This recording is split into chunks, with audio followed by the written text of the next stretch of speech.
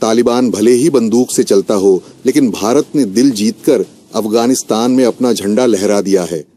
काबुल की गलियों में आज जयपुर फुट की धमक है और हिंदुस्तान के लिए तालियां बज रही हैं। 5 दिन, 75 जिंदगियां और एक देश भारत, जिसने अफगानों को दिया नया जीवन, नई उम्मीद और चलने के लिए नए पैर। चलिए बिना वक्त गंवाए जानते हैं कि क्या हुआ काबुल में।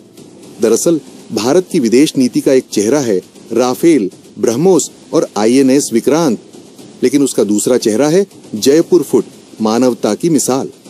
भारत सरकार के सहयोग से BMVSS जयपुर यानी भगवान महावीर विकलांग सहायता समिति ने अफगानिस्तान की राजधानी काबुल में 5 दिवसीय कैंप लगाया, जिसमें जयपुर फुट लगाए गए। कुल 75 अफगानी नागरिकों को कृत्रिम पैर दिए गए, और वो भी बिना किसी कीमत के। न पैसा लिया गया, न प्रचार किया गया, बस सेवा दी गई सच्चे भारतीय संस्कारों के साथ। अब आप कहेंगे कि जयपुर फुट की ताकत क्या है। दरअसल जयपुर फुट दुनिया का सबसे सस्ता, टिकाऊ और हल्का कृत्रिम पैर है। इसका निर्माण भारत में होता है और दुनिया के 35 से ज्यादा देशों में लोग इसका इस्तेमाल कर चुके हैं। हल्का, लचीला और बिना ऑपरेशन के लगाए जाने वाला पैर है। इसकी कीमत तो हजारों में है, लेकिन भारत इसे मुफ्त में देता है। कोई भेदभाव नहीं, सिर्फ मानवता की मिसाल। अब सोचिए आप कि क्या अमेरिका ऐसा करता है? क्या चीन इतना दिल दिखा सकता है? जवाब है नहीं। दुनिया में एक ही देश भारत ही है जो युद्ध की बजाय सेवा को हथियार बनाता है। अब काबुल में इस कैंप की खबर जैसे ही फैली, तालिबानी प्रशासन भी चौंक गया।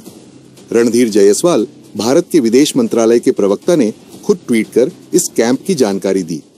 उन्होंने अफगानिस्तान को दी जा रही मानवीय सहायता के तहत जयपुर फुट कैंप आयोजित हुआ, जिसमें 75 कृत्रिम अंग लगाए गए।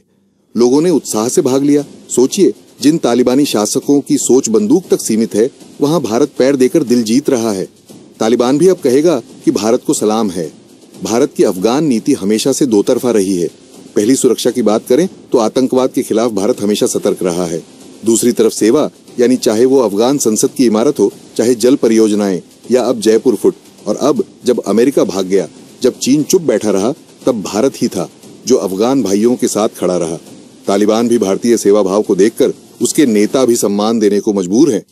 अब सवाल उठता है कि क्या भारत तालिबान रिश्तों में बदलाव आएगा? क्या तालिबान भारत के इस सेवा भाव को देखकर आगे बातचीत को तैयार होगा? सकेंद तो यही है कि तालिबानी प्रवक्ताओं ने भारत के इस कदम की सराहना की है।